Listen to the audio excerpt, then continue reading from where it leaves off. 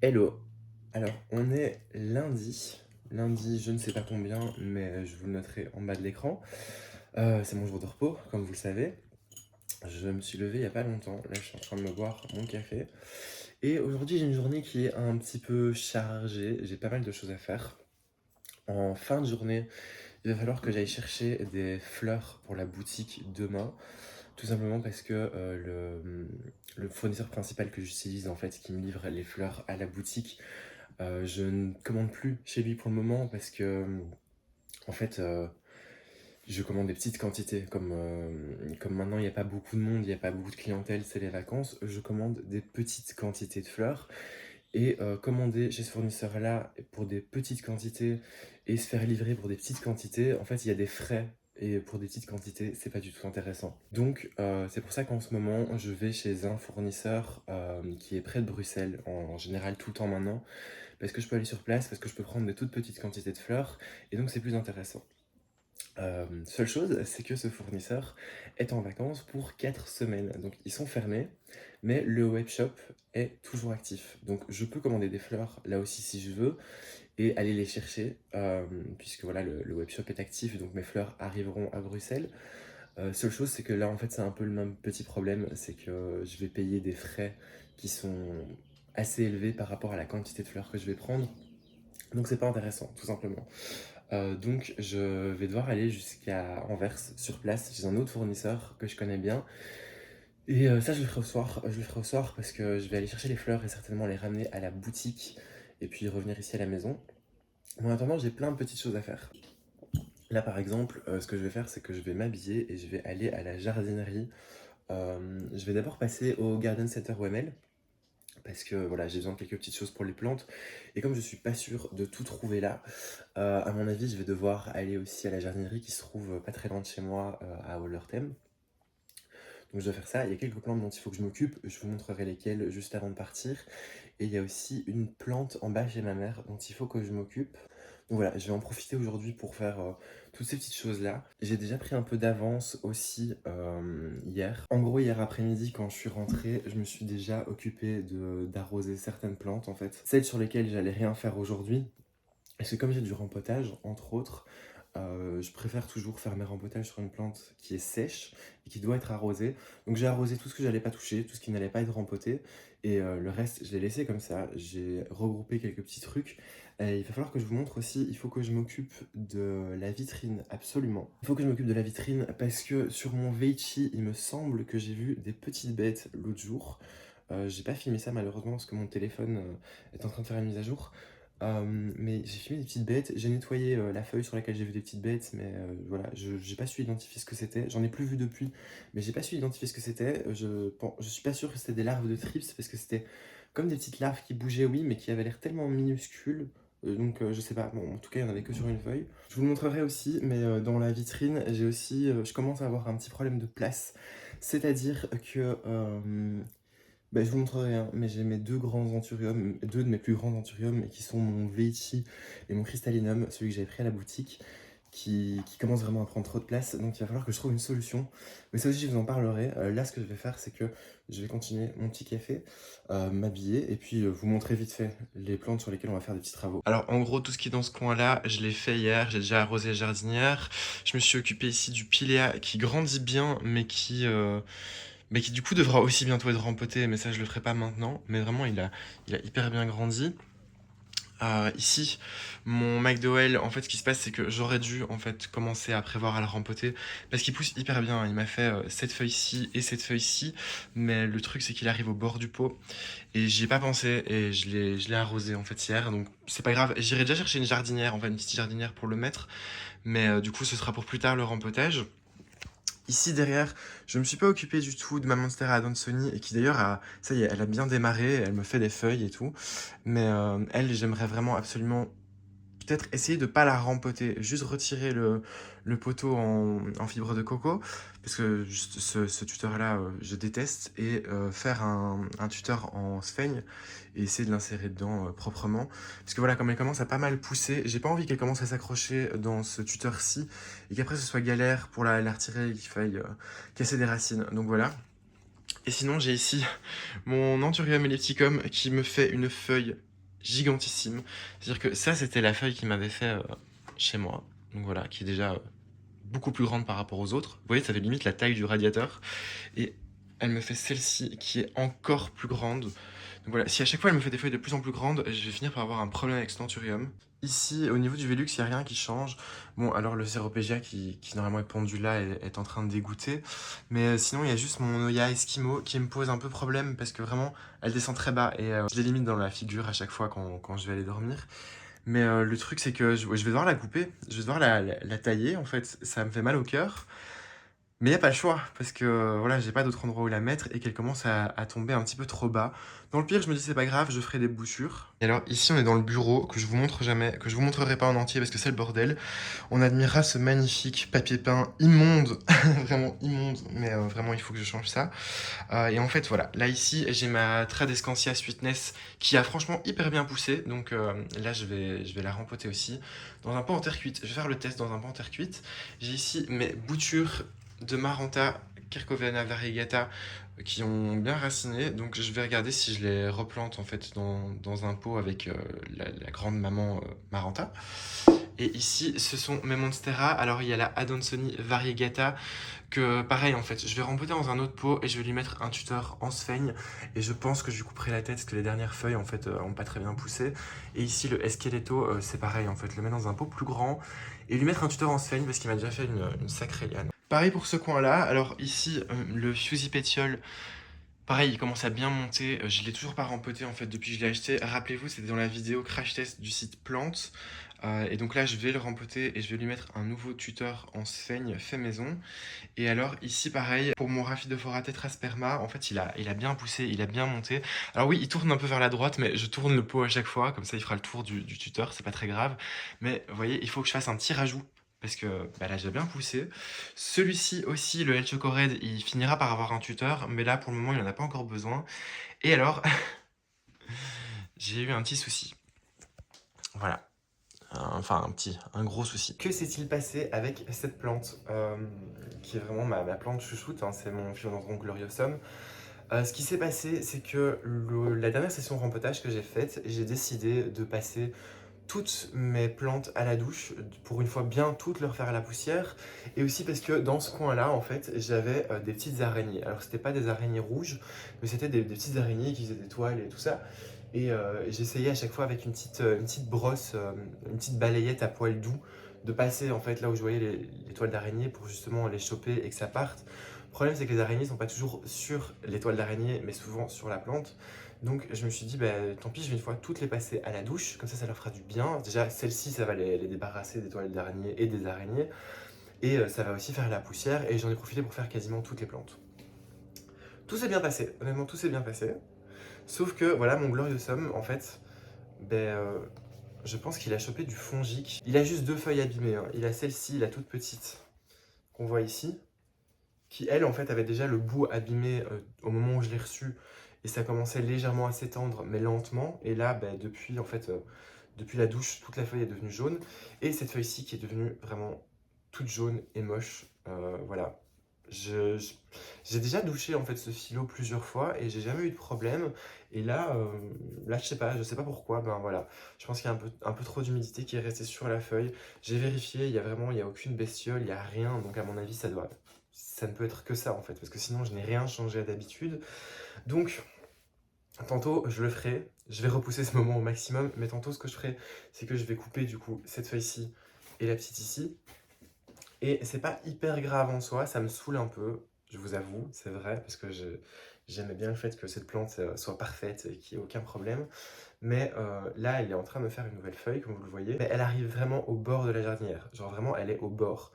Donc ce que je vais devoir faire, c'est que je vais devoir le couper en deux pour remettre la tête à la base. Et normalement, il y aura des petits départs. Je vous expliquerai tout ça, mais voilà, vous l'avez vu dans le fond pendant que je faisais l'intro de la vidéo. Et bien voilà, il y a une plante qui est très moche en ce moment. Enfin, une plante.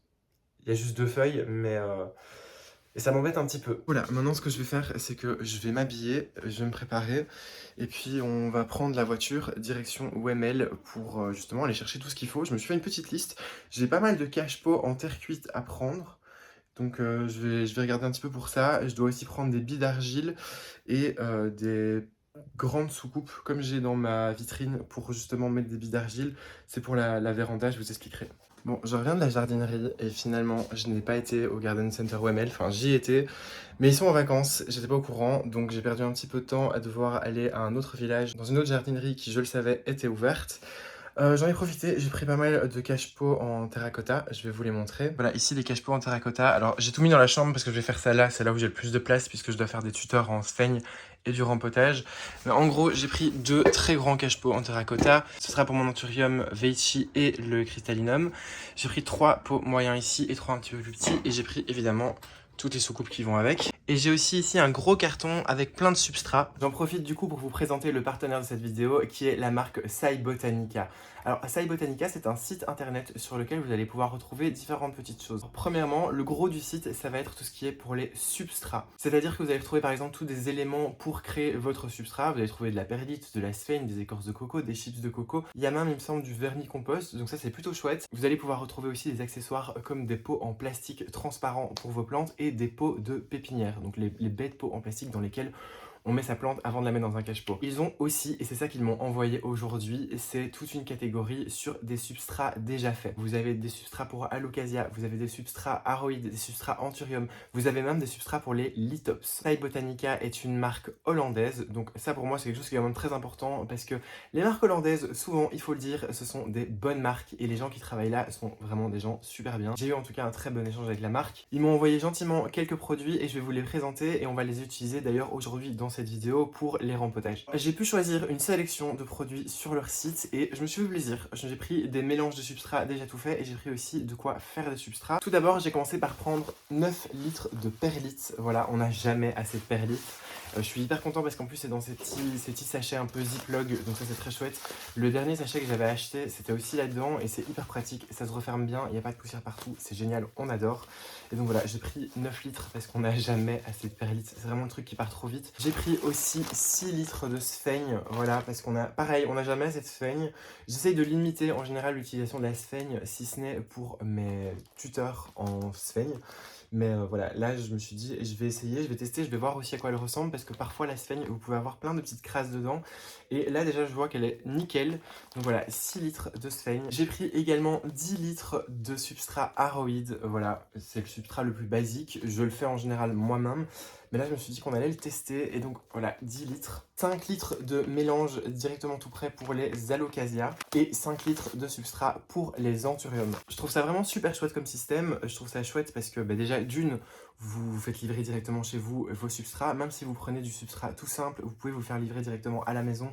Et ça c'est plutôt chouette. Et de deux, comme vous avez déjà les mélanges qui sont tout faits, parfois ça peut s'avérer super utile. Alors soit parce que vous n'avez pas envie d'acheter tous les ingrédients qu'il faut pour faire un mélange en particulier, parce que vous n'avez que quelques plantes à rempoter, soit parce que tout simplement, comme moi aujourd'hui, vous n'avez pas trop le temps de faire vos mélanges. Ça par exemple, ça va me faire gagner énormément de temps pendant cette vidéo. Je précise également, mais tous ces mélanges sont faits sans tourbe. Et pour ce qui est justement de la marque en elle-même, c'est une marque qui fait travailler des personnes en situation de handicap. Et ça c'est plutôt chouette, et c'est plutôt chouette de soutenir ce genre de marque. Si vous avez envie d'essayer la marque Sai Botanica, vous avez 5% de réduction sur votre commande avec le code FlowerPose.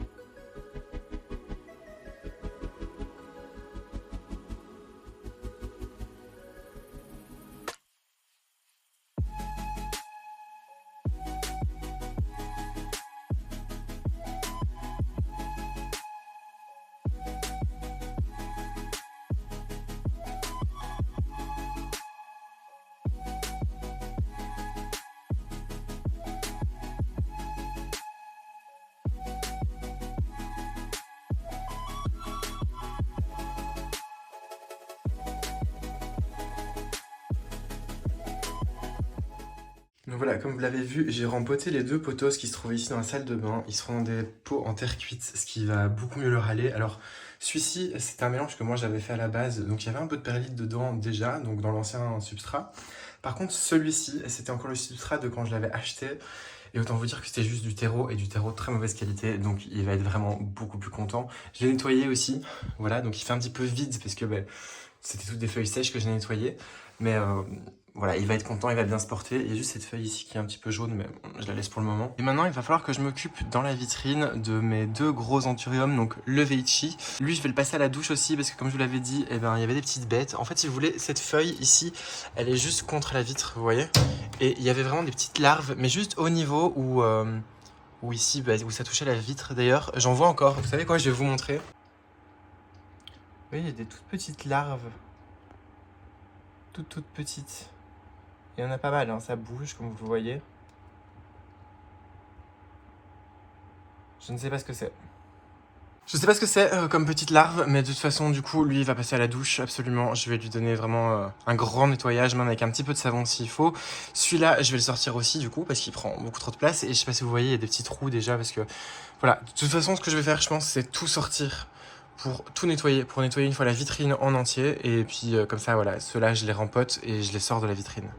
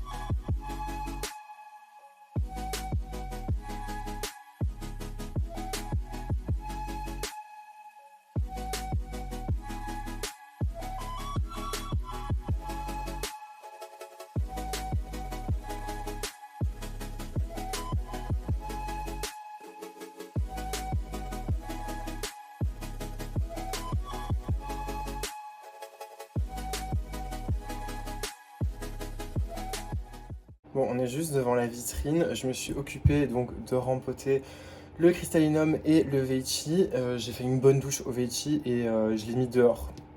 Je l'ai mis dehors du côté de la maison où il n'y a pas trop de soleil qui tape. Donc voilà, pour le moment, en attendant, je vais voir. J'espère qu'en étant attentif et juste en retirant les petites larves ou voilà, en le douchant de temps en temps, ça ira. Je préférerais ne pas avoir à utiliser de produits chimiques. Mais s'il n'y a pas le choix, il n'y a pas le choix et je le ferai. J'ai acheté à la jardinerie des pots transparents. Voilà, j'ai pris 2 tailles de pots. Tout simplement parce que j'ai des anthuriums que j'avais achetés à Sherazade qui ont besoin vraiment d'être rempotés. Voilà, parce que typiquement, je les avais reçus dans des petits gobelets comme ceci et vous le voyez, c'est rempli de racines. J'avais pas pu le faire avant parce que, en fait, en ce moment, les anthuriums me sortent feuille sur feuille. C'est-à-dire qu'à chaque fois qu'une feuille avait fini de pousser, il y en avait une autre. Comme vous le savez peut-être, les anthuriums, il vaut mieux pas déranger leurs racines, en fait, les embêter quand ils sont en train de sortir une feuille. Donc je le faisais pas. Mais voilà, je sens qu'il y en a quelques-uns qui sont pas hyper contents d'être dans des petits pots serrés comme ça. Donc je vais les mettre dans des pots un peu plus grands. Ça va leur faire du bien. On va faire ça. Et puis voilà, la vitrine est en train de se vider tranquillement. Et après, on verra comment je réaménage tout ça. Mais avant, il faudra que je nettoie entièrement la vitrine. Alors, du coup, j'espère que vous verrez suffisamment bien parce que je me suis remis dans le salon. J'ai mis un éclairage en plus parce que dans le salon, il fait pas hyper clair. Donc, on voit pas grand-chose. Je vais faire ça sur la table. Ce sera plus facile que par terre. Et donc, voilà, vous n'allez pas voir mon visage, malheureusement. Mais c'est pas le plus intéressant. Le plus intéressant, c'est les plantes.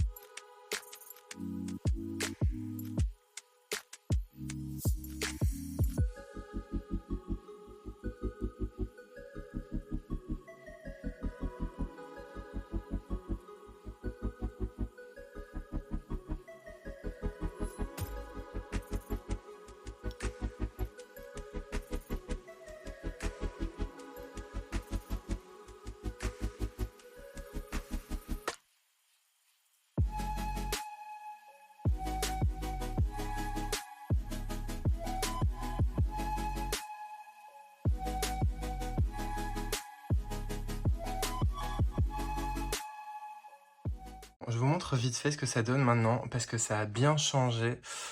Disons que voilà, les anthuriums ici, je les ai rempotés dans des pots plus grands. Donc voilà, je peux plus les accrocher en fait où je veux puisque les pots sont plus lourds. Donc si je les accroche en plein milieu, le crochet glisse jusqu'en bas. Donc là, heureusement, il y a 2 barres ici et ici. Donc les pots sont juste posés sur la barre et les crochets les tiennent maintenus contre la paroi arrière.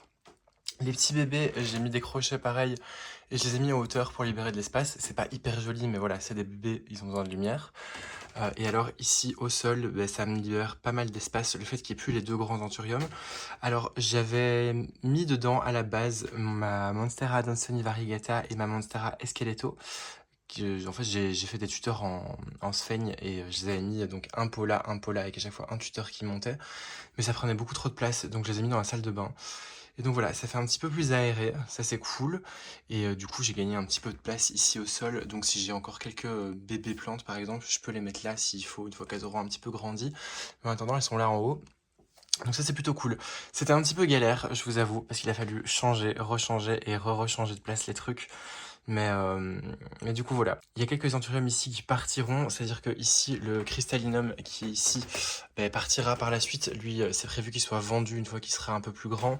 Et pareil pour celui-ci en fait, c'est ces 2 cristallinum, voilà, j'en ai 3 en tout avec mon tout grand, donc ça sert à rien de garder ces 2 là. Mais donc voilà, c'est déjà beaucoup mieux. Ici dans la salle de bain en fait, ce que j'ai fait c'est que la grosse Monstera taille constellation qui était ici tout au début, je l'ai reculée au fond. Et alors j'ai mis les 2 autres Monstera ici.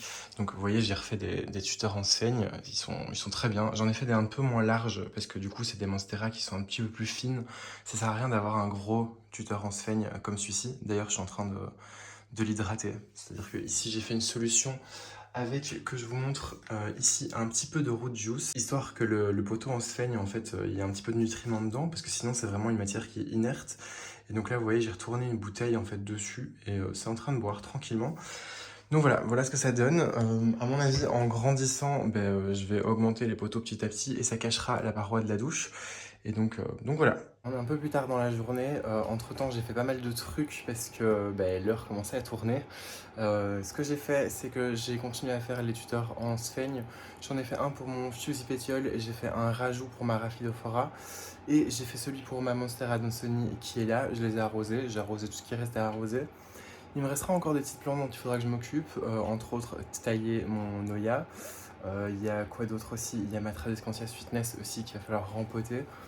Mais là, comme il est tard, je vais prendre une douche et aller me coucher. Parce que finalement, j'ai pas eu le temps d'aller chercher des fleurs, pour tout vous dire. Je ferai ça demain matin. Voilà, je partirai un petit peu plus tôt pour faire ça. Pour revenir sur les produits Sai Botanica que j'ai utilisés tout au long de la journée, alors je suis vraiment content, c'est vraiment du substrat de qualité, donc ça c'est super cool. J'ai beaucoup apprécié le substrat pour les anthuriums, j'ai eu assez en fait avec les 5 litres pour rempoter tous mes anthuriums comme vous l'avez vu. Et donc voilà, j'aime beaucoup l'idée d'avoir des substrats qui sont déjà tout prêts, vraiment ça m'a sauvé du temps aujourd'hui. Je dis pas que j'en achèterai à chaque fois, mais je pense que je le ferai de temps en temps parce que vraiment ça vaut la peine. Les prix en plus sont pas excessifs je trouve. Et donc voilà, si jamais vous êtes intéressé, je le dis encore une fois, vous avez le code qui vous donne 5% de réduction sur vos achats et le lien affilié se trouvera en description de la vidéo. Sur ce, j'espère que la vidéo vous aura plu. Encore une fois, un petit pouce en l'air si vous l'avez aimé, on la partage et on n'oublie pas de s'abonner si ce n'est pas déjà fait. Moi je vous dis à dimanche pour le weekly vlog de la semaine.